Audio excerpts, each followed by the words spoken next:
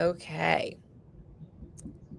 Good afternoon, good morning, everyone. It is Tales from the Heart. Welcome. I am Lisa Salberg. I'm your host of the event today. And joining me is Dr. Patient Alex Feria. And I think this is the only place that he gets introduced as Dr. Patient. So, Yeah, Alex, good morning. How are you today? I am good. I apologize for my attire. I am Ah, in the hospital and popped out of the hospital to meet with you. Right See, after now that. that's the beautiful part of Tales from the Heart. We kind of like pull you out of the clinic or wherever you happen to be, and we just have some really great conversations about HCM. And today is May 22nd. So there's a couple of key things that happened on this day in history. And there's something that's going on right now that I want to update everybody on. So 35 years and 2 days ago, I did a thing and I got married. And 2 days before my wedding, I had a really bad toothache. So I went for emergency dental work. And on this day, 35 years ago, I was landing in California on my honeymoon. And I noticed that I had a numb spot on the side of my face, and it went away. And a couple days later, the numb spot went down the whole side of my upper chest, and then it went away. And then the numb spot turned into a blind spot, and then it went away. And when I got home from my honeymoon, my left hand went numb, and then it went away. And on June 16th, 1990, I had a full blown stroke secondary to subacute bacterial endocarditis.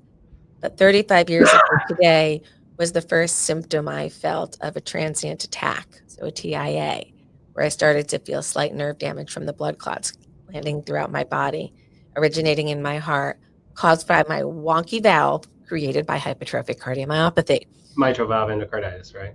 There you go. And today you can actually see the thickening on my mitral valve as my heart sits in a box. So, like 35 years ago, I went through some stuff. And Wow. here I am today to tell the tales. So that's part one. Part two is happy anniversary to my husband, who married the girl who had a stroke within a few weeks. Nothing dramatic there. But he's been through a few adventures with me. Yeah, So happy congratulations. I will anniversary. ask you a question based off that. Go ahead. What do you tell folks about being on antibiotics for dental procedures? For obvious reasons, I explain now, like, this is not a yes or no answer. It's a know your anatomy. And it's one of the biggest reasons why I think people really need to know if they have provocable obstruction. Because if you're non obstructed, the risk of endocarditis appears incredibly low, not zero, but low. But if you have turbulent blood flow in the heart, which is created by the obstruction and the interaction of the mitral valve and any mitral regurg, if you have anything that causes turbulent blood flow, I err on the side of caution and says use antibiotics unless you have an adverse reaction to antibiotics. And if you have to err in the side of caution to reduce your particular risk, I think you need to do that. This global like backlash that happened years after my endocarditis happened of we're using too many antibiotics, we shouldn't use them. I agree. Use them for every cold you have. But when you have an underlying heart condition and you're giving the opportunity for streptococcal viridine to enter your bloodstream through your mouth, I like to protect people from what I went through because it wasn't fun. I say What the do you exact think, Dr. Patient Alex? I say literally the exact same thing. Even though the reason I bring it up is because the guidelines would tell you that it's not necessary. And every year I see at least one patient with obstructive HCM either see me acutely with endocarditis in the hospital, like I meet them for the first time then, or I see them as a new patient in follow up from their hospitalization because they now have a mitral valve replacement and were on antibiotics because they had endocarditis. And if you look, they all had obstruction and very abnormal valves and probably some scar that was a nidus or a place for the bacteria to latch onto. So I also prophylax, and I myself take prophylaxis because I've had some work done. But for all of my patients that have obstruction or any kind of potential abnormal tissue on the left side. So, thank you for the question. And I think the guidelines are wrong here. But there's And I variability in practice in the community, even within HCM. So that's why, some people may not agree with me. and some people may not agree with me. Yeah. But I'm going to tell you something, Alex. On this particular issue, I'm the expert. Like I lived it. And if I could help somebody avoid having lived this particular experience, I would do it. It has long-term residuals that I didn't expect 35 years ago when I was young and I had a stroke. When I Yeah. had to go get my transplant, they're like, "We need a CT of your brain, Lisa." I'm like, "It's gonna scare you." And they're like, "Well, we need to know where you're starting from in case something, we need to look at your brain later." I'm like, "It's gonna scare you." So I gave them my CT, and then they literally are like, "You are not kidding. How do you?" And they started asking me questions about how I think and how I process information. And they're like, "You got a significant brain injury." I'm like, "I know." And I don't talk about it much. I don't view myself as a brain injury patient, but I am. Yeah. And it's not insignificant. So I have partial vision loss in the one eye. I still get a numbing in my jaw where like I don't feel it, like it's weird. Just internal, I don't have feeling, and the muscle's a little weak here. My left hand gets weak, my hip gets weak. I'll drag my foot when I'm really tired. So like I have these long-term effects, but as I'm getting older, they're getting a little bit more pronounced.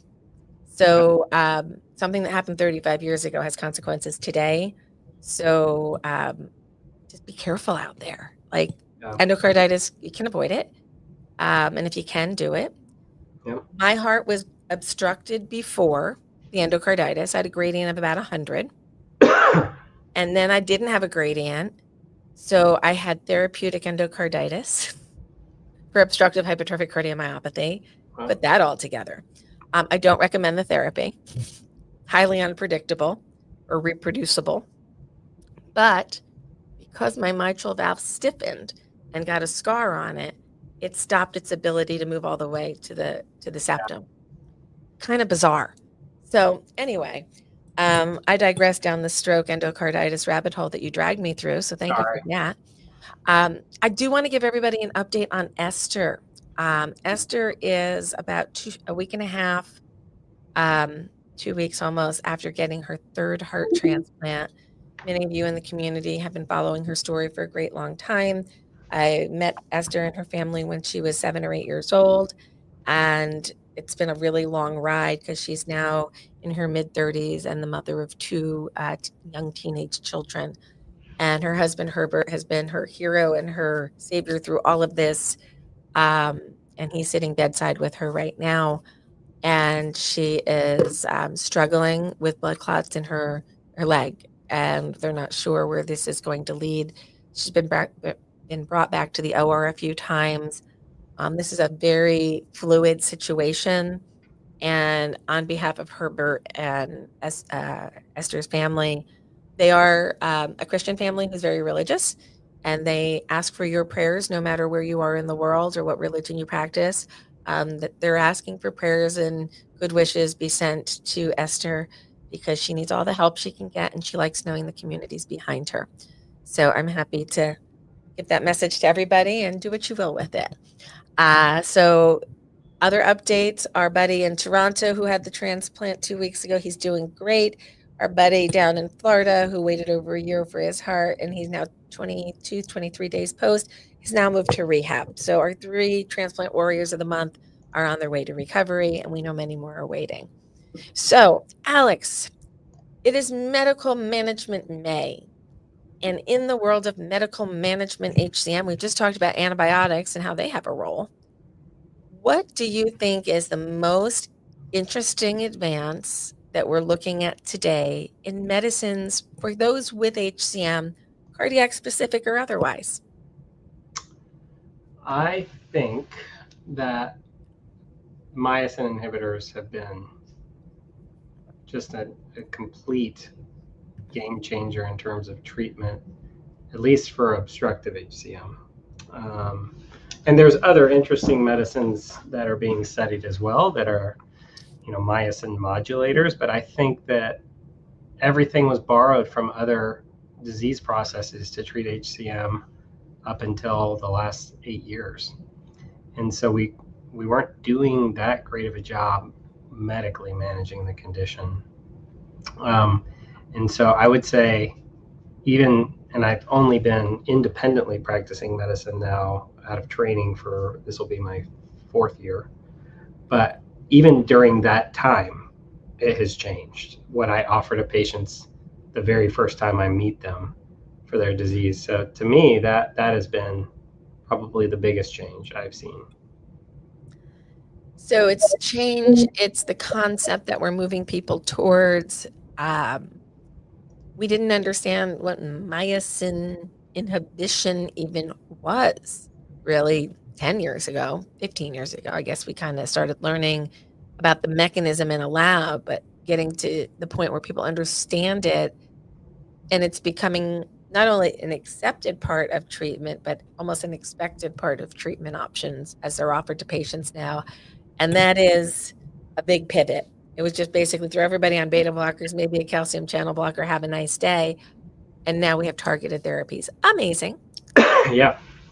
And not just because I used to, in the back of my mind, based off personal experience and then seeing how other people do, I would always say, we can start you on metoprolol or verapamil, and it might make you feel a little bit better. But for my folks that had severe obstruction, deep down I knew I probably wasn't going to make them feel great. I wasn't going to bring them back to normal. And just because everyone has lived with this for so long, even a marginal benefit from being on a medicine like that was great, but they never really felt the experience of having almost complete resolution of symptoms unless they went to surgery or something else. They never felt that with a medicine. Right. And now I have a lot of people that say, I had a patient cry with me last week. He was just like, I never knew how bad I felt. And you told me that before we started the medicine, that I probably don't know how bad I feel. And now he's asymptomatic. And he's a teacher, and he's running around the school, and he can do whatever he wants to do. And that was previously not feasible with a medicine for the most part. I think it is one of the most bizarre aspects of HCM when you compare it to other diseases that patients don't know how they feel. Which is why endpoints for trials that ask questions that maybe aren't targeted towards how you feel bad are probably not the best way to gauge how well medicines work in this disease. Say it again for the people in the back. Yeah. So I couldn't agree more. Let's take a dive into the Odyssey trial, shall we? This could be fun. So the Odyssey trial was for non-obstructed HCM with a myosin inhibitor.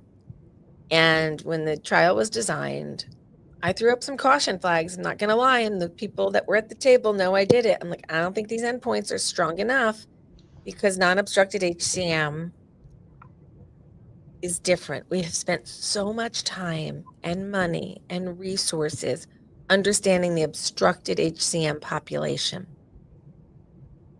Even though our name is the same plus a word or minus a word, non-obstructed hypertrophic cardiomyopathy acts differently. It comes on slower, the symptoms. The modifications you make to life are more nuanced, and improvement is more nuanced and actually takes a bit longer to really soak in. And I don't say this from a perspective of somebody who could not possibly understand. I've had obstructive HCM, non-obstructed HCM, and somebody else's heart. Yeah. Okay. This is the most normal I could possibly feel. And I know this isn't even normal because I still have a transplanted heart. But non-obstructed HCM can be incredibly mild, and you can do almost anything and then pay a price for it a day or a week or a month later because you overdid it and your heart muscle gets kind of like fatigued over a cumulative approach rather than in the moment. And then I don't know how to quantify that with the proper words or a measurement, but you just hit walls and then you have to rest.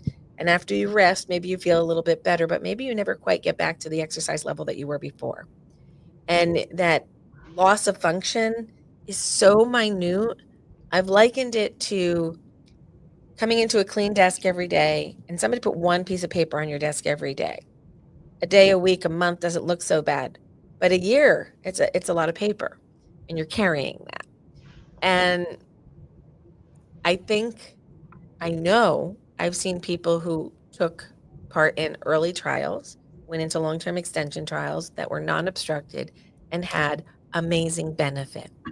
I know the redwood, and so we go to the API studies in the non-obstructed. They're showing positive indicators.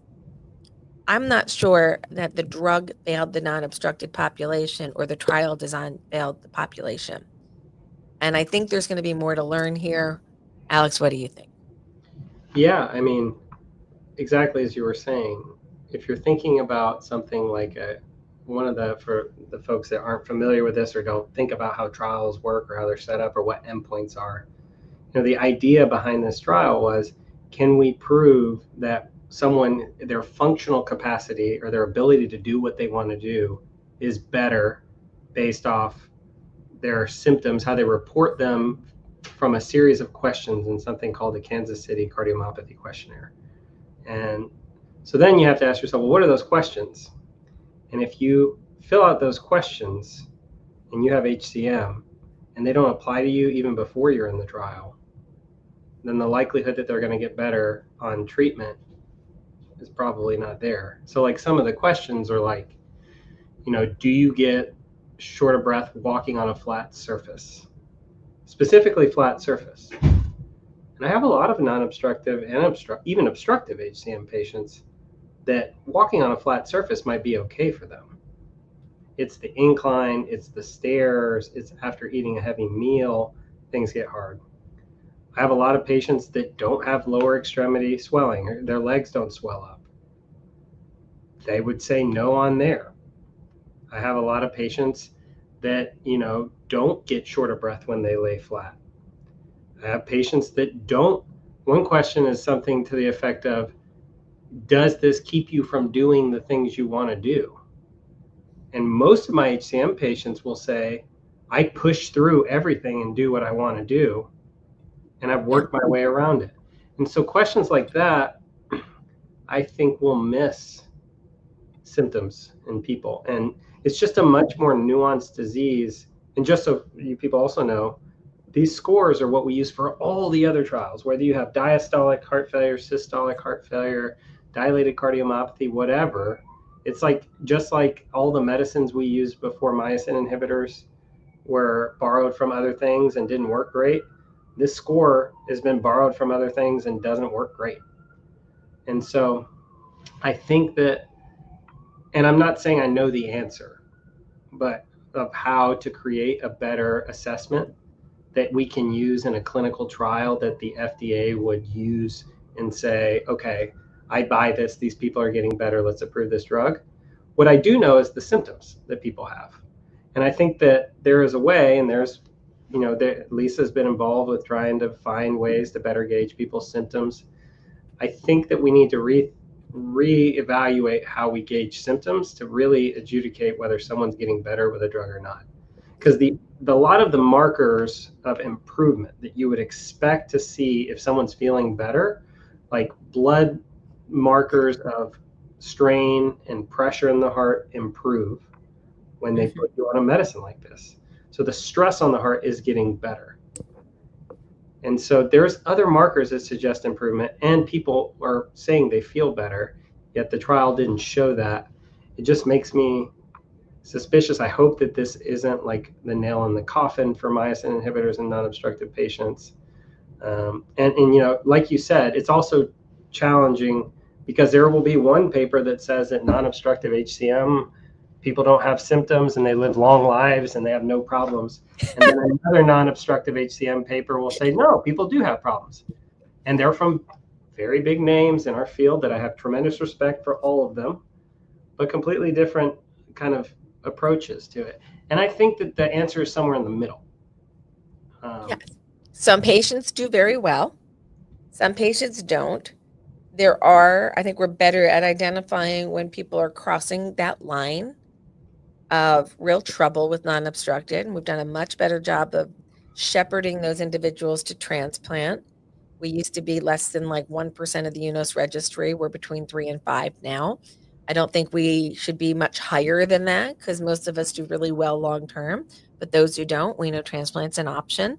But Hmm. non-obstructed is not non-symptomatic. Non-obstructed is a different physiology. It's a different. Why would you expect the same symptoms from somebody who's not getting blood flow out of their heart to somebody who just has a stiffened, non-compliant, tired but stiff ventricle? Yeah. As you get a little older and all those joints start to stiffen up, it's the same thing with our hearts in a sense. They just get a little tight and stiff. So I think there's something in a myosin inhibitor for the non-obstructed population. I think there's room for us to learn a lot more about how to define the non-obstructed patient journey. And Alex, you're now in the professional care of patients. You're also a patient. You know the difference between being obstructed and non-obstructed. It's different, but it's not perfect where you are now. And like some of the limitations and the symptoms, they're not in our current vocabulary to define. Mm-mm. We don't necessarily have the right point to, and I'm thinking through this now, which is probably a really bad time for me to go down a rabbit hole while I'm live on a podcast. So I'm going to kind of pull myself out of that rabbit hole. But we're used to using the words in the obstructed curriculum, and we're trying to make those words work for the non-obstructed because they're in our vocabulary. But the types of symptoms I felt as a non-obstructed person, there was a lot more cognitive involvement. I got fuzzy minded when I was tired, and I just couldn't put thoughts together. And I just thought, I'm tired, but it was beyond just I'm tired. There were symptoms of a dizziness that was different than obstruction related dizziness. And was it dizzy? Was it lightheaded? It was more neurologic. It was more focus. And like, I'm just not feeling oxygenated. And Yeah. my muscles would get weak and tired. So I would rest and I wouldn't do as much. And these were subtle. And then they became all encompassing. And then I got a transplant. Yeah. So, how do you balance that? How do we talk about it? We need to do better here at HCMA to talk about it. We need Yeah. to find those words and those experiences without leaning into the words that we're already using for obstruction. You see what I'm saying there? And I saw that they just, it might have been Ross, popped up the question, what symptoms do you experience? I mean, I think that we have to kind of go back to the basics and listen to what people are saying. Like, if you got every non-obstructed patient in HCMA to say, what are your top 3 symptoms?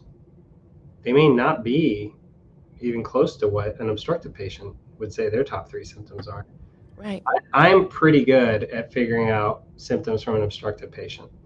I am not great, and I ask questions, and I'm a non-obstructive patient myself. Now, I'm not great at finding them for non-obstructive HCM, and I do this all day. So it's a tough population. I You're do. doing it all day. I've I've worked with over 20,000 families over almost 30 years, which makes me sound really old. Um, and they're even using the same language as obstructive patients use because it's what they've been given to work with. And maybe it's the expression of the non-obstructed symptoms. We just need to word chart out. Like, what are the words that you're feeling? Just don't look at the words that exist. Like, what do you feel? Yeah. And maybe we can do a better job there. Yeah. Maybe we can do a better job there. So, okay. So that's another rabbit hole for the day.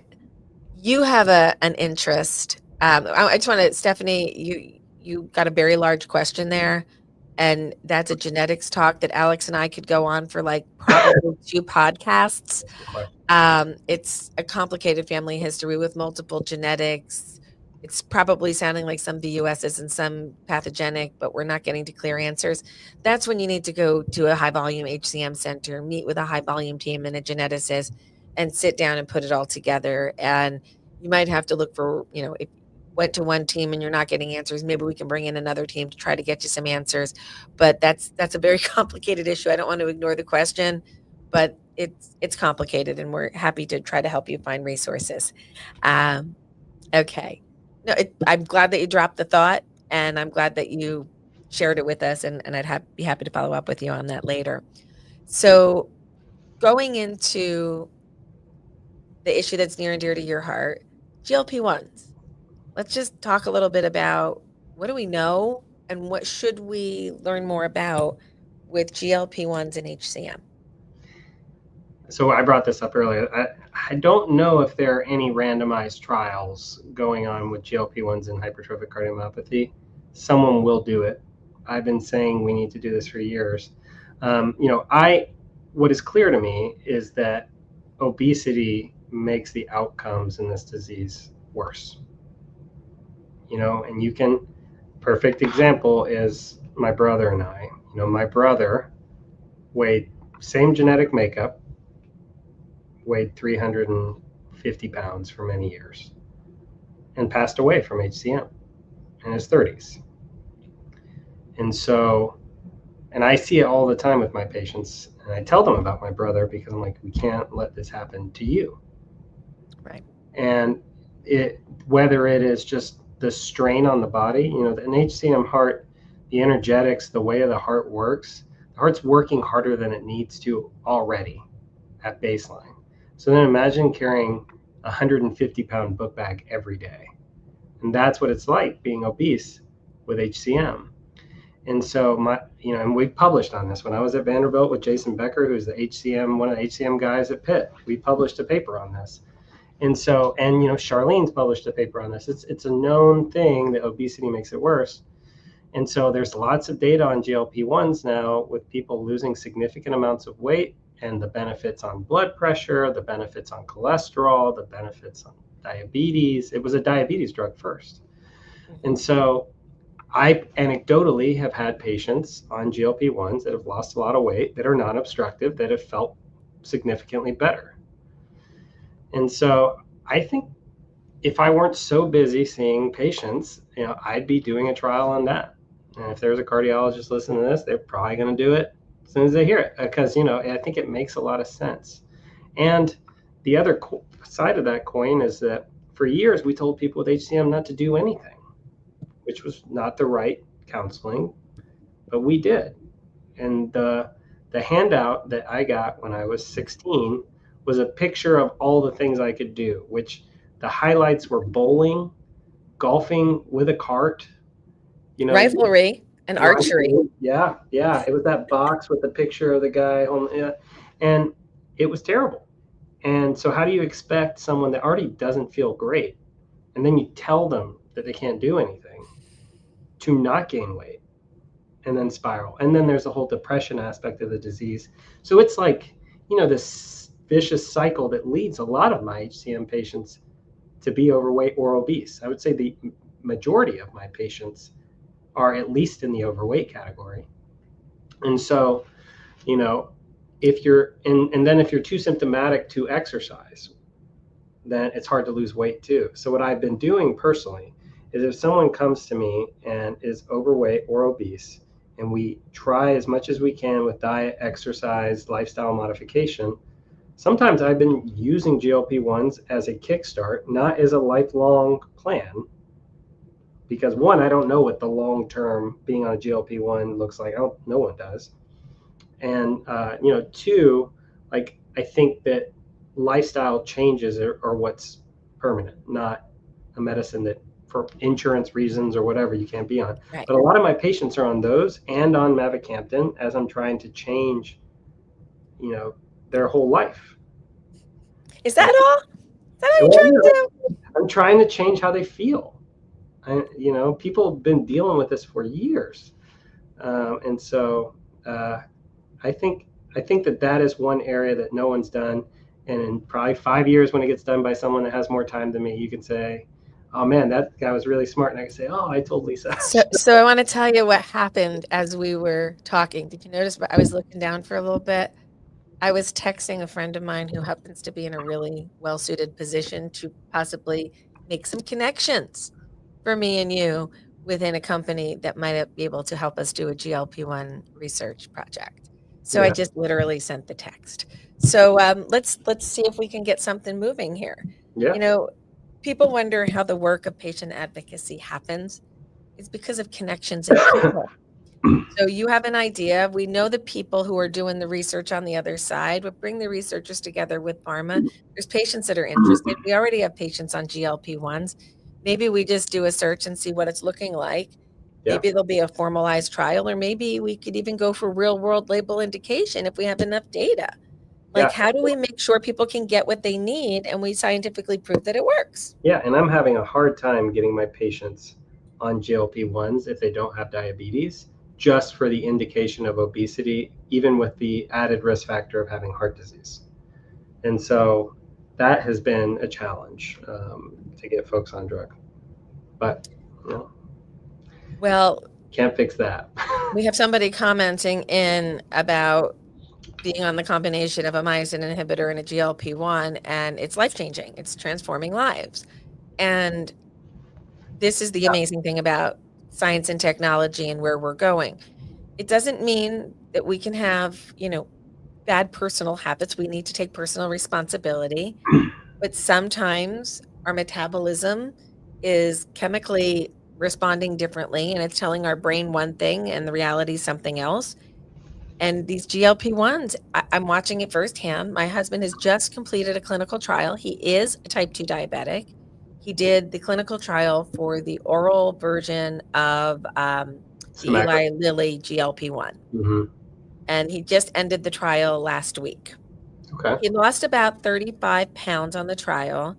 His A1C came down a point and a half. He is not labeled diabetic at this moment. So now the trial is over. He has been on this medication for a year and a half in a trial. He is now at this exact moment not diabetic. Now I need to go bring him back to his diabetes team here and go, how do we keep this as it is? Because at this moment he doesn't look like a diabetic, but he got the medication that's no longer available because the trial's over. And I didn't think about that at the beginning of the trial. There is no extended trial, there's no extension, and it's not on market yet, so you can't get compassionate use. And it won't be available till 26 plus.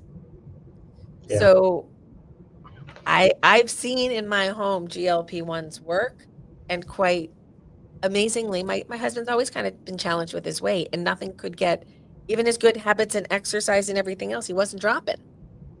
This helped him drop the weight and get everything under control. I'm just hoping that it has some longevity to it. Yeah. So I think there's something there. Let's see what this. I wish I had. Oh, see, Jeanette wants you to ask her doctor, but at least you get to hear him on Tales from the Heart, and you can get his insight. Come to Philly. Come to Philly. Come see. Yeah, it's a lot to do in Philly. It's a fun town, and it's right by the train station, like right there. You don't almost get much closer for any other center. All right. So, Alex, as we are chatting about medical management, what else do you want people to know about medical management of HCM in 2025? Yeah. Well, I think it's a crime for people to continue to live with treatable symptoms. So I think if you feel, kind of getting back to what we were talking about earlier about symptoms and asking the right questions, if you feel bad, but you feel like you're not being heard, like they say, oh, well, but especially like non-obstructive is kind of like what you were saying with joints earlier. You go to someone when you're 40 and you say, my knee hurts. It's like, well, you're getting older. And so same thing with non-obstructive, like, well, you don't have obstruction. I don't see why you feel bad. I think if you're not being heard, keep looking and finding someone that will hear you. Because there are treatments, whether it is FDA approved, whether it is clinical trial based. I mean, right now we have, so a lot of the myosin inhibitor trials, like for mavacamten, aficamten, that's been winding down and not enrolling, but we do have other medicines that are being either actively used to treat obstructive or non-obstructive HCM. And so if you go to big centers that are participating in clinical research and trials, there could be an option to treat you but you may not be offered somewhere else. Correct. And so I would say keep looking, read in the HCMA. All the ongoing trials are available. Like you have them on the HCMA website, right? Any active ongoing trial is listed, aren't they? Any trial is listed, and even more so, we have something called an antidote filter. You can answer a couple of questions. You don't have to put any names in. You could just look at it anonymously, and it will tell you what clinical trials, based on those answers, you may qualify for. You can do that at any time, 24 hours a day. You can do it at 3 o'clock in the morning, and it'll give you a list, and it'll give you a distance, and it'll give you some information. Yeah. We are actively recruiting for Sonata HCM here at the HCMA, and that's a project with Lexicon. You want to talk a little bit about Yeah. that trial? Because you're Yeah. one of the sites. Yeah. My colleague, Dr. Day, I think this was kind of born out of some of the ideas. When I first mentioned my GLP-1 idea, she mentioned her idea with this, and she's a researcher, so there's an active clinical trial going for what she's doing, and she's brilliant. She's one of the best HCM cardiologists in the world. And so the idea, if you hear like the commercials for Jardiance and other medicines like that, those are SGLT2 inhibitors. This is slightly different. This is a drug called sitagliflozin, which is a combination of SGLT2, SGLT1. Those are a lot of letters that describe essentially a medicine it's complicated in how it works and how it helps people feel better for various different conditions. It can be used in diabetes. It can also be used in other forms of heart failure. But one of the ways it works is that it helps with getting sugar out of the body by urinating out sugar. It also has some effects on your GI tract when you have the combined version, which is sitagliflozin. But the idea being that can a medicine like this in either, I think Sonata is both obstructive and not obstructive. Correct. There's another one called Sotocross, which I'm not sure if you're involved We're not with. doing that one. Yeah. But so non-obstructive versus obstructive HCM, could this medication help you feel better, maybe relieve some of the extra fluid that you might have on your body? Sometimes my patients with non-obstructive HCM that are on Jardiance or medicines like that actually have some improvement in their symptoms. And so the idea is to try and do a randomized trial for both types of HCM to see if people have benefits. What I will say is that medicines like this have shown significant benefits in many other forms of heart problems. And so I think it makes sense to try it in HCM. And so that's actively enrolling. Lisa's been working hard to try and get people in this trial. I'm not sure about how many sites there are. There's probably a I think link. there's 17 or 18 sites right now that are open in the United States, and there are a couple more that are in contract, and they'll be coming on board over the summer. Should be mostly all done by June. And then as those sites open up, about 150 of our members and followers have already given us consent to send their information to the sites through a survey that we did. There were some little technical glitches on the back end. So some people didn't get called back yet, but they're still going to receive communication back from the sites. And we just sent out a follow-up survey. If you see it in your inbox, please take a moment to do it, to say, okay, what you told us back in February that you were interested in doing, everybody's ready to hear from you now. So let's just make sure you're still ready to do this trial. So if you got that email, please fill it out and send it back. We've already gotten maybe, a quarter of you responding since last week. So let's hear from the rest of you and get that moving, because, if you're already on Farxiga or Jardiance and you did put your name into that survey, they're not going to let you come off of a medication and then do the trial. At first they said, oh yeah, we can do that, but it's really a pain in the neck, and your insurance companies may have issues with you going on and off a medication because there is no long-term extension trial here. So we want to just keep you guys on whatever you're taking. And for those of you who wondered, is one of those drugs appropriate for me, is, Farxiga or Jardiance okay for me? This might be a trial that you want to talk to your physician about investigating and possibly joining, because it will get you onto the drug sooner, and you'll see if it works for you. And if it does, after the trial is completed, you do have another option that's close to it, which is one of the other GLT ones.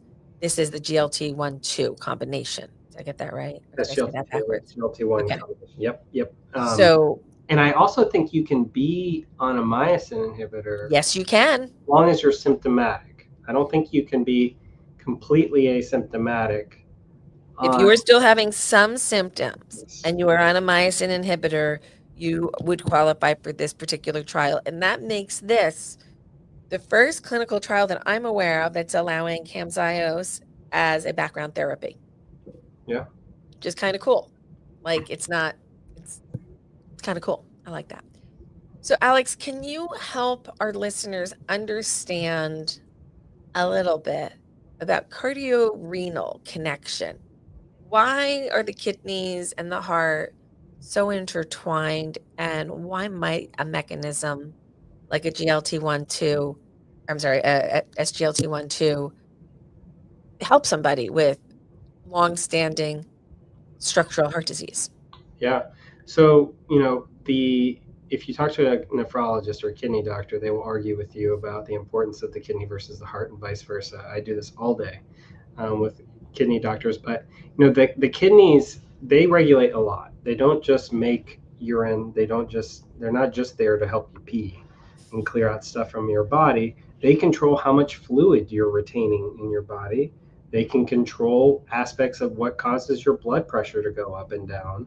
They can control the response of your heart to different things in your body. So there's a lot of interplay between how the kidneys and the heart work. SGLT2 inhibitors, SGLT2 stands for sodium glucose like transport. And that is a little pump within the kidneys that helps pump out sugar into your urine. And so that sugar then draws in fluid, and you kind of get rid of some fluid and some sugar in your urine, more than you would otherwise.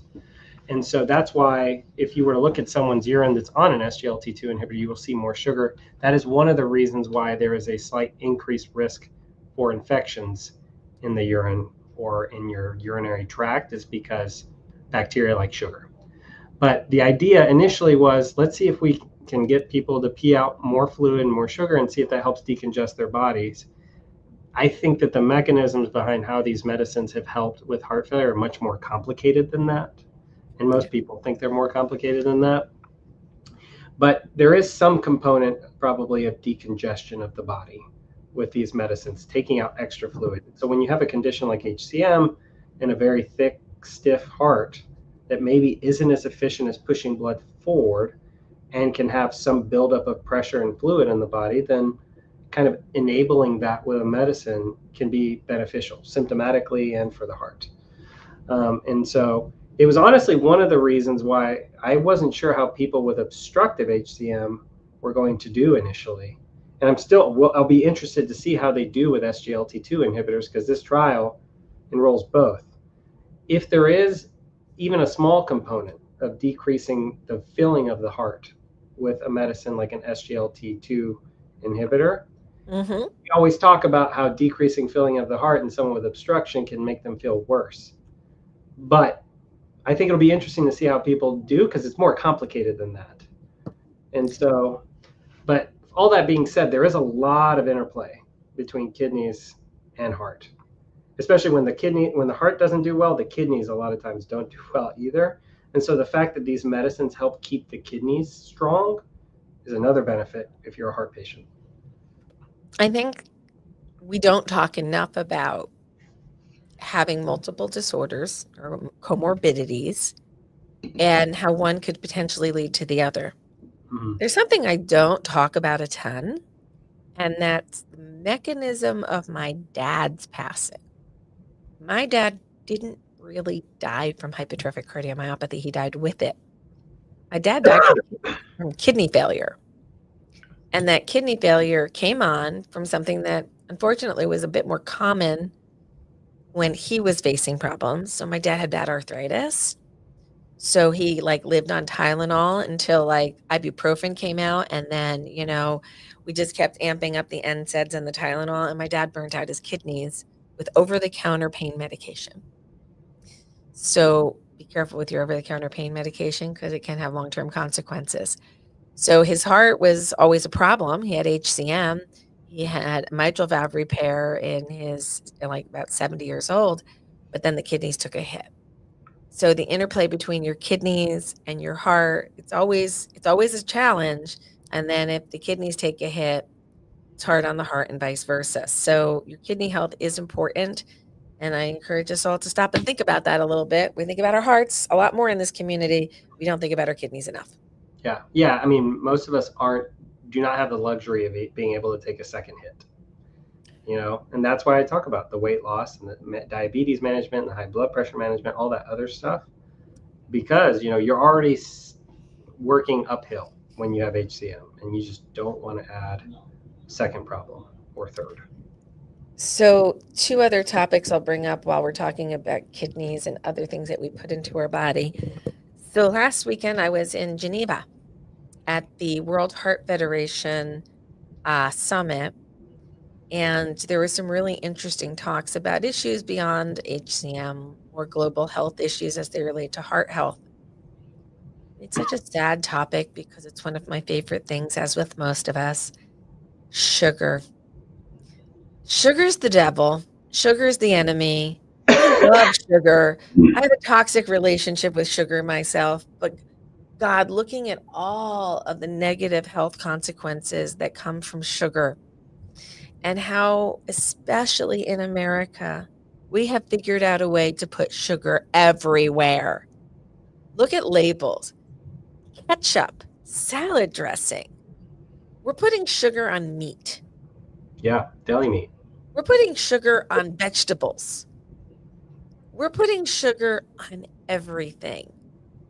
This weekend, as you go off for Memorial Day, I want you to take a minute to keep in the back of your mind how much sugar you think you're eating by the candies and the cupcakes and the fruit, the watermelon that's in season. Finally, I love watermelon. Look at all the different ways you're getting sugar. If you're getting it from fruits and vegetables, you're also getting fibers, which help your body process those sugars. If you're taking it off the shelf or you're pouring it on something or in something, it's not normally binding with anything else, and it's just overloading your body with sugar, which causes inflammation. And sugar equals inflammation, and inflammation is horrible for us. Just horrible for us. There's no good parts of inflammation. So sugar leads to inflammation. Sugar is the devil. That is what I got from the World Heart Summit. What Yeah, do you think about that message? I mean, it's unfortunately, and I mean, I grew up in Georgia. I love Coca-Cola, but soft drinks, things like that, it's tremendous amount of sugar. And it's funny. One of my patients one time told me they did this diet called the Whole 30. And they're like, I lost a bunch of weight and I feel way better. Like from a an HCM standpoint, I lost 25 pounds, blah, blah. So then I looked into the diet and I was like, I'm going to try and do this. So Whole 30, there's no added sugar to anything. So it made me look at every single thing I ate. It's called Whole 30 because you do it for 30 days. So I looked at every single thing I ate, and it is so restrictive. If you were to look, you essentially have to, anything you buy can only really have 3 or 4 ingredients, because almost everything has sugar added unnecessarily, right? Like, I remember I was like, I'd like to try some bacon. Let's see it. And not saying that bacon is great for you, but I was like, let's look and see if I can find a bacon with no sugar added. And at Trader Joe's, I was able to find one. You got to go to the butcher. You got to go back to the butcher. Sugar is in everything. And so, I mean, diet is such a huge part of this. And I will be the first to say, like, if I had infinite funds and no restrictions, I would make a nutritionist I would have one embedded in our clinic. But then it almost should be like, see the nurse, see the genetic counselor, see the nutrition, see the doctor. Yes. We don't have that yet. Maybe one day I'll have a donor that just says, you know what, Alex, here you go. Take all this buddy and make the ideal HCM clinic. If I could, that's what I would do. And psychiatry, or not psychiatry per se, but therapy. So while you bring that up, other prong to the clinic. And you gave me, another thought bubble to go build a new project over, because thank you so much. I need more. But I will put out a soft notice that we are building something. Um, we are building a mental health network. Oh, that's great. It's going to be called Hearts and Minds, and we are working in partnership with Dr. Sam Sears, who's a psychologist who specializes in device patients and cardiac patients as a whole. And he has trained a little group of fellow PhDs in this space. And we're going to organize that network much like I organize the concept of HCMA recognized centers of excellence. But this will be a hearts and minds mental health program. It's going to be an accredited course that we're going to build to teach therapists what it is to treat HCM patients and other genetic heart muscle disorder patients. As a core, that's where we're going to learn, but then it will go out to the congenital heart disease community as a whole. And then I had the epiphany last night. We're focusing this first, we put in the grant. I'm not saying where or the details yet, but we put in a grant for this, and it's for people under 25 for mental health services. That could be the patient, or that could be the child of a patient. So there's different people that can be involved here. But we are going to build that out so that when you have somebody in front of you, Alex, and you say, I really wish I had a therapist that could meet them virtually, that really understood their needs, we're going to have a list of vetted therapists. There'll be psychiatrists, psychologists, therapists, and even down to the people within your hospital from social services and your, I just lost the word of the profession. I'm so sorry. Social workers. And then we're going to do a peer-to-peer element as well. So over the next year, we'll build this out and give you the opportunity as a physician to find better resources without having to dig and wonder, is this the right match? Do they understand a cardiac patient? We're dealing with PTSD from medical trauma. We're dealing with generational grief. We're dealing with the guilt of genetics. We're dealing with issues that not every therapist is going to understand. So we're going to teach them. What do you think? I think that's great. And then it can be in the after visit summary as a link for every HCM Center of Excellence that people can take it home. Exactly. Exactly. So then you brought me into nutritionist. Let me see if I can do the mental health network. Then maybe we can build a nutritionist network. I love that. Okay, so community that's listening, we are a constantly evolving community, and each and every one of you brings skills, experience, and lived experience that might help us in these endeavors. Over the next couple of months, you're going to see us starting to offer volunteer opportunities in time segments. What can you do in 15 minutes a week to help the community? Might be sending some letters out by email on different topics, whether it's to a local hospital, an elected official, a school system, whatever. We're going to give you all those tools. But as we do this, we're going to be getting more people that are going to come into the network because more people are going to get identified. So we need to get smarter in how we're offering services to support everybody through that, and everybody can help lift this. So you're going to be given different opportunities to do so, because it's really important that we all get the services we need. And I'm sorry, Alex, I have to go down a path just for 1 minute. The loss of Medicaid coverage to this community is going to be devastating. And I'm going to state an uncomfortable truth as a consequence to those actions. People within our community will die sooner. Yeah.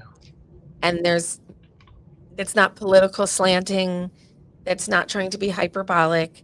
If you remove health care from 9 million people and they're left to cash pay for everything within hypertrophic cardiomyopathy, do the statistics, there's thousands of us in that 9 million, and they're not going to get their defibrillators. They're not going to get their myosin inhibitors. They're not going to get their beta blockers. They're not going to get their screenings. They're not going to screen their children. Their children are going to be at risk. The downstream cascade consequences are apocalyptically bad in my view. What do you think, Alex? I wouldn't say that people are currently making decisions based off long-term downstream effects. Unfortunately, Yeah, I mean, I have plenty of patients on Medicare and Medicaid that have been able to get therapies that they would otherwise never be able to get on.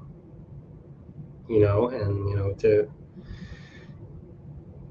be worried, not just the patients, but imagine it's for parents of patients, and like not being able to get their kids insured, and like it is. I don't know what we would do for some of this population, but it would be devastating. It We're would be. working with developing up some new children's hospitals into the network. One of those hospitals, I'm not going to name names at this point, 70% of their population is Medicaid, and they are in a southern state that is actively working to remove that coverage from those children. Yeah, yeah, and there's already a dearth of a lack of HCM care in that part of the country to begin with. Yeah. And so if you can't even get your foot in the door to see a primary care or just a regular cardiologist, the way you're ever going to make it to specialty care. So, gotta lobby. So I encourage you to contact your senators, your federal senators, because that's where this is going to live now, and tell them what you think. Tell them how you feel. Tell them how it's going to affect you and your family. If you're in support of these initiatives, go for it. Call them and tell them you're in support. But I'm going to guess if you're listening to this podcast, you actually care about people and you care about people's health. So if you care about people's health, call your senators and ask them not to put the lives of 9 million people at risk.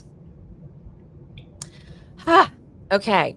So I got off of that soapbox, but it's important, people. This is pivotal times. Get out there. Alex, what else do we have to say about medical management May? What else is going on out there? What do we need to know? Um, let's see. We talked about newer therapies. Uh, there's the treatments, and we talked about treating comorbidities. So we talked about the GLP-1s, the SGLT2 inhibitors that are helpful and not always thought of. Something that's come up recently. I've had patients ask me that have HCM and are on treatment, but also struggle from mental health issues about, can I take SSRIs or other medicines that come up to treat that? Absolutely. Some patients are, for whatever reason, and doctors, when they hear HCM that are not in the space, get very spooked by HCM. Like, oh, We you do have to that have to a people. cardiologist, yeah, and you can't take this and you can't take that, blah blah blah. But So the treat. other piece of our mental health network that we're building will also provide those individual providers with some resources that will be available for them to how do I safely treat an HCM patient in this cardiac space. Now they may have other disease specialties that we build out from that, but we're definitely building a how to treat an HCM patient model with, scientifically valid psychiatrist, psychologist endeavored like training programs on what's right and what's wrong. And I think that's going to be helpful to save you guys some time in the office, that once you know it's a trusted resource, you don't have to take the time to clear them all. The doctors will feel more comfortable with what they can prescribe. Yep. So there's So that. Other comorbidities that come up with HCM, medical management, we got to treat. Things like arrhythmias, AFib. Recently I've been seeing a lot of my patients. I have lovely patients that come from Maryland and come from Delaware and come from New York all the way here to see us. And I'm fortunate that I'm surrounded by an army of electrophysiologists that are very good. Those are the electrical doctors that treat abnormal heart rhythms and do devices like ICDs and things like that. And so I've gotten to see the approach for treating certain arrhythmias medically in a way that other places, maybe in the community, do differently. And recently, what I've been noticing is a lot of my patients are getting put on multiple beta blockers like Sotalol, in addition to the stuff we usually use to treat HCM, and they're feeling bad, because you're just pounding them with beta blockers. And so, they're just ask about alternative medicines to treat abnormal heart rhythms, because I think some are better for HCM patients than others. Like medicines like amiodarone, great to treat abnormal heart rhythms, probably not great for someone that's in their 40s, you know, because these medicines have side effects and other issues. And so, being involved with an electrophysiologist that sees HCM and knows the different options to treat that maybe won't exacerbate symptoms of HCM, but will keep you out of the abnormal heart rhythms. Like we use a medicine called dofetilide or Ticacin a lot. It's pretty good at keeping you out of AFib. And as long as your heart rhythm stuff looks fine with it, all my patients do great with it. And they don't have the side effects that like sotalol and other medicines have, or amiodarone. And so we noticed that recently that I've been trying to, I usually don't change people's antiarrhythmic medicines if someone else is prescribing them, but I subtly suggest to consider Steadily alternatives. suggest. And then the other part of that is the anticoagulation. A lot of my folks are, back in the day when it was just warfarin or Coumadin, that was a real pain, and I can get it why people wouldn't want to take it. But, living on blood thinners is not awesome, but it is better today than it was 20 years ago. And the alternative, as if you were here earlier in the talk hearing Lisa, not saying that a blood thinner would have changed her outcome because she has a different reason, but having a stroke is devastating. And so, take your Eliquis, your Xarelto, or whatever blood thinner that they prescribed you. So just making, I guess, the point of the medical management is just to make sure that every single aspect of this disease is really being appropriately managed medically, because things can go awry if you're not on the right medicines. And there's usually a way to tweak things to make you feel better. I think we have a lot of tweaks in the toolbox now. There's a lot of things that we can pull out. AFib management has gotten better. The ability to ablate certain arrhythmias has gotten better and more precise. The ability to treat medically has gotten easier with side effects and easier turnaround of anticoagulation. There's a new anticoagulant on its way out. I'm trying to get them to do a cohort on HCM. They haven't done it yet. But I think there's some room to include us in some cohorts in the future, or I don't know, we'll hope. But when it comes to market, we could potentially be an off-label use if we can prove that it's safe. So there's new options coming. My sister and my dad were both on blood thinners, and it was difficult for my sister was in her 30s and she was on amiodarone and a blood thinner. I mean, that was rough. That was a lot for a young woman, and it got really complicated back in 95, and nobody really knew what to do with her. And if you go back and you look at why, I was talking about my dad today, I was talking about my sister for a minute.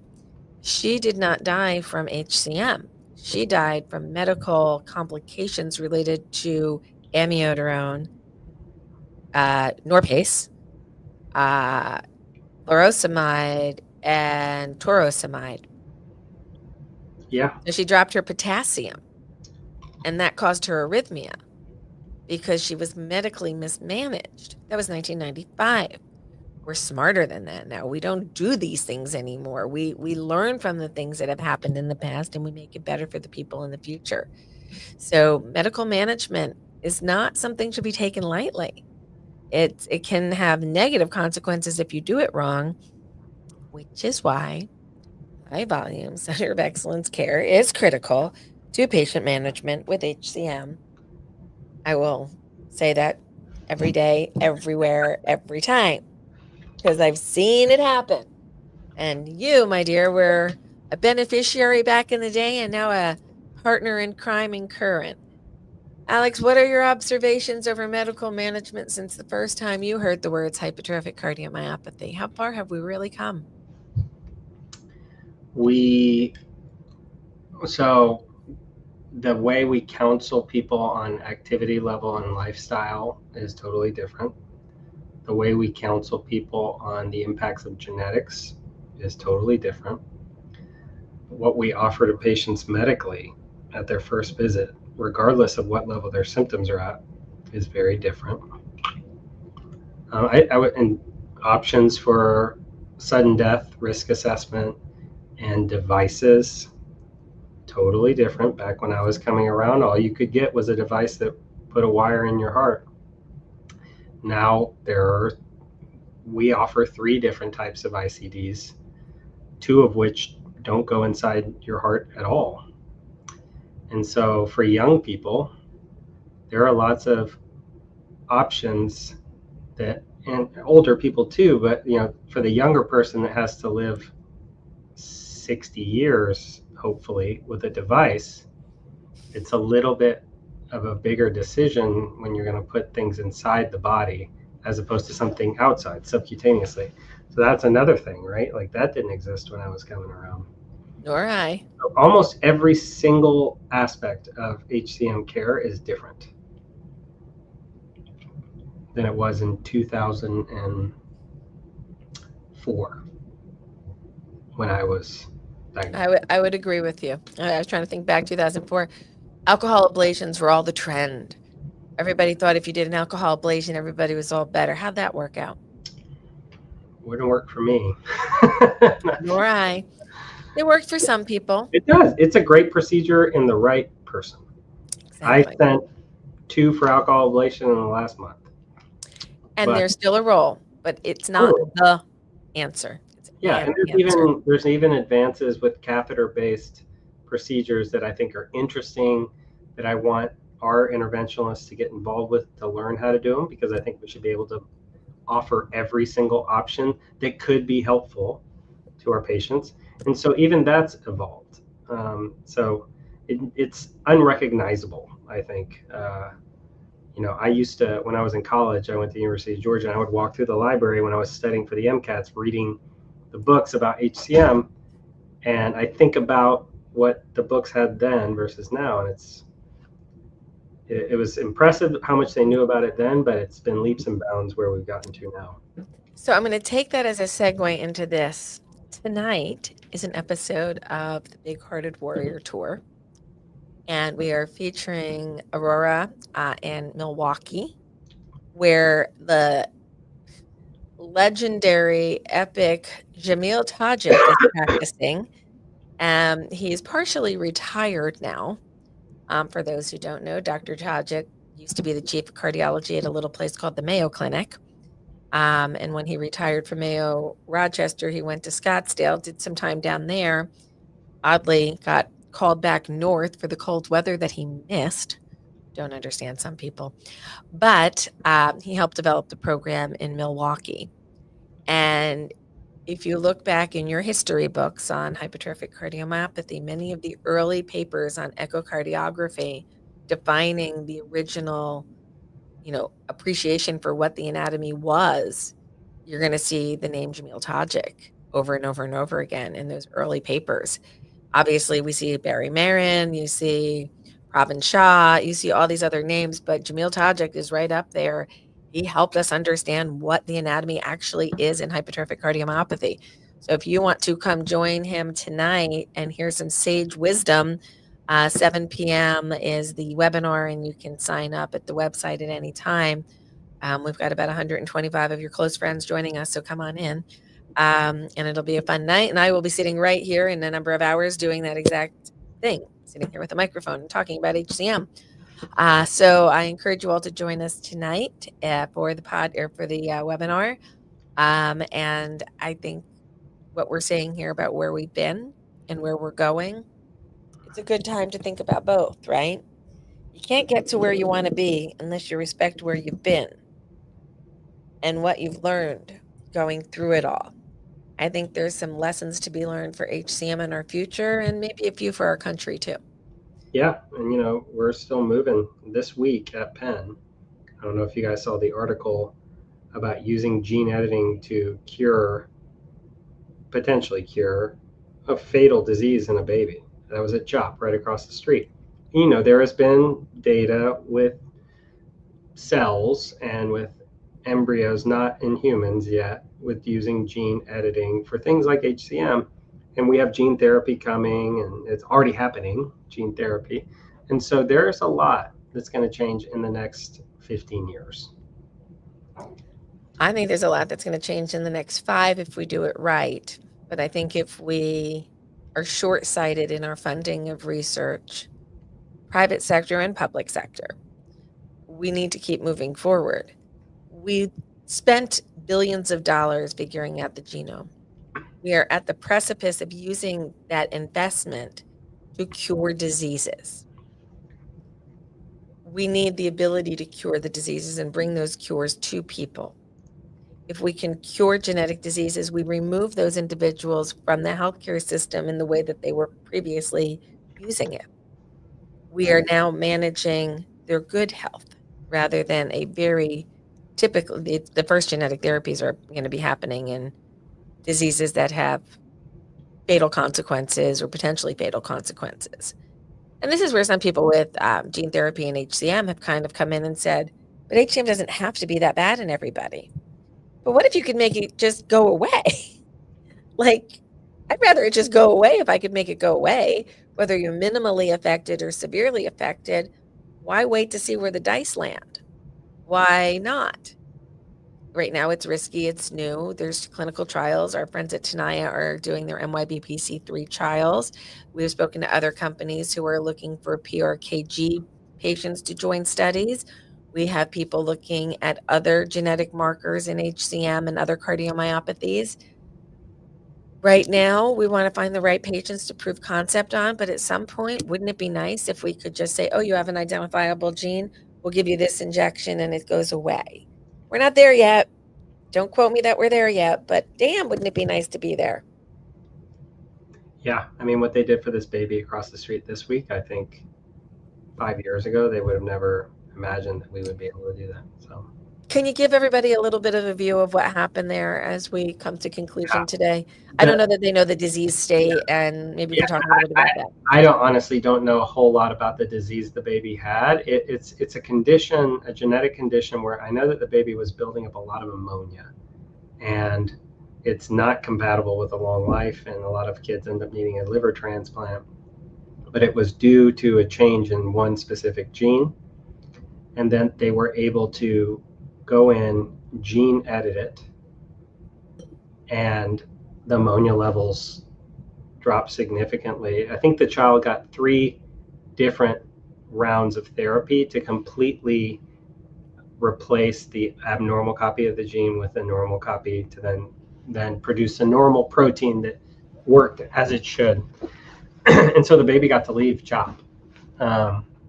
And that was Kieran Musunuro, who's our scientific medical director for the Inherited Heart Disease Program at Penn on the adult side, and Jenna Ahrens-Nicholas, who I work with a lot because every month we have meetings with the CHOP Inherited Heart Disease Group. And so we talk about kiddos with HCM and other forms of genetic heart disease and how they are going to transition to see us on the adult side. And so Dr. Ahrens-Nicholas is a geneticist at CHOP. And so part of our team was involved in that, and it's in the New York Times and all the different news outlets. But it's just incredible to think about where we are, like in terms of what we can do, like the improvements in detection of disease, treatment of disease, and eventually prevention of disease. It's mind-boggling, and for those who may have been putting pieces of the puzzle together because you follow Tales from the Heart, we've spoken to Dr. Joe Rosano, who is a pediatric cardiologist at CHOP, Yep. about the Danon trial and his involvement in the dosing of those with Danon disease for a gene therapy, which Danon is one of the HCM spectrum disorders. So, CHOP is doing amazing work in the fields of genetics. B, that baby, I think, made so many families smile. So many people think about the hope that's available for gene therapy, and just that little one is going to have a healthy life ahead because of technology that even just a couple of months ago might not have been available for this baby at this time. Yeah. So, mind blown. Mind blown. Okay. So, as we wrap up today, just a couple of other comments and reminders. A, we are having our webinar tonight. B, there is a whole bunch of new opportunities coming up to you, so stay tuned for some of our newsletters. We don't like to just send tons and tons of newsletters, But when you start to see new stuff coming in about opportunities to get involved, take a look. We're going after a slightly different approach here. We know everybody's time is limited, so we're trying to find things that we need to get done here at the office that with just a little bit of help, 10, 15 minutes a week from people, we could lift a lot more weight with a lot less effort on everybody's behalf. So take a look for those. Annual meeting coming up in October. Opened up now. You can sign up October 18th, 19th, that weekend. We're going to be having a patient education meeting, a medical education meeting, simultaneous. Then when the med ed leaves, we flip that room and it turns into Unmasking the Great Masquerade Gala Part 3. So come and enjoy and have some fun with us, raise a little money, share some stories, get enlightened, and then don't drink too much because the next morning is the first ever HCMA Big Hearted 5K. And that's going to be on Sunday. You can walk it, you can run it, you can volunteer at it, you can cheer people on. It's all going to be in Morristown, New Jersey. It's going to be a great weekend. We're looking forward to having many of you join us. It's nice to be around your big-hearted friends. It's nice to learn together, but this year's meeting is going to be different. It's, yes, going to have some education, but it's also going to have some opportunities for interaction and action. This isn't going to be a didactic, the doctor stands and talks to you. This is going to be a collaborative. We're going to work together to solve problems. Come join us for an interesting event and something that might actually be a game changer in how we move forward as an organization and as a ecosystem that has to deal with some major challenges coming up. The more we diagnose, the more people that are going to be engaged in healthcare. The more people that are engaged in healthcare, the more important it's going to be to make sure everybody has good coverage and everybody can afford it. So we need to be thinking a little bit bigger about how do we build a sustainable future for our community. So I encourage you to get involved in the conversation and try to help us help you make your lives a little bit easier and your communities a little bit safer and stronger. Um, I will be in Tampa this next month. I will also be in Indiana, so look for meet and greets in those areas. Um, Site visits, new sites coming on board. Shh, don't tell everybody yet. Alex, anything people need to know about UPenn? Anything going on there? Any trials you're recruiting for? Anything you want them to know? We are currently recruiting for, so there's the Edgewise trial, which is a cardiac myosin modulator. So it's not a myosin inhibitor, it's a different kind of medicine. And that's both obstructive and non-obstructive HCM. We have the Sonata trial, which is the SGLT2 inhibitor, SGLT1/2 inhibitor that we talked about earlier. That's non-obstructive and obstructive HCM. There's another, this is called Sotacross, which is similar to that one that Charlene Day is also recruiting for, which I think is just obstructive HCM. Those are the main ones I'm thinking about now. But, or if you just want to come see us just to see us and not be in a trial, you can come see us too. You can come see you too. And your directory listing has how to contact you. And I think that's all we need to do today. When in Tampa, I'll be there the first week of June. It's going to be a very small meet and greet because we just had a big organized meeting in Orlando. So a lot of people got to come out and see us for that. So, but if you were in the Tampa area and didn't get a chance to come over to Orlando, we'll do a small meet and greet there. Stacy's organizing that right now. It's actually 2 weeks away. Gosh, that's faster than I thought. Oops, we should have probably put that one out sooner. Sorry. And then we'll also be out in Indiana, Indiana. Okay, I'm trying to think of anything else we got to tell everybody. I don't think so. Happy Memorial Day weekend. Happy belated Mother's Day to everybody. I didn't do a podcast that week because I was traveling. Our shout out to Esther once again for good energy and healing her way. If you are a transplant patient on the pathway to transplant or post-transplant, remember the transplant pathway meeting meets twice every month. If you're engaged in any other one of our programs on our discussion groups, check the calendar. Summer hours do change a little bit because people have vacations coming up. So just keep a tab on the calendar. There's going to be new ambassadors joining us soon. There's going to be new discussion groups coming this fall. If If you have any discussion groups that you'd like to see formed, please let us know, and we'll see what we can do about finding like-minded individuals to join you there. Alex, I hope you have a wonderful holiday weekend. Are you off this weekend or are you working? I am very much working. It's okay. Someone's got to do it. Somebody's got to do it. I'm sorry. Thank That's you. okay. All right, everybody, thank you for joining us on this edition of Tales from the Heart. Thank you to our sponsors. Thank you to Joey, the podcast editor, for putting this together, Evan Ross for dropping links, and my entire team here at the HCMA who keeps the boss sane. Thank you guys. Have a great holiday weekend. Thanks, guys.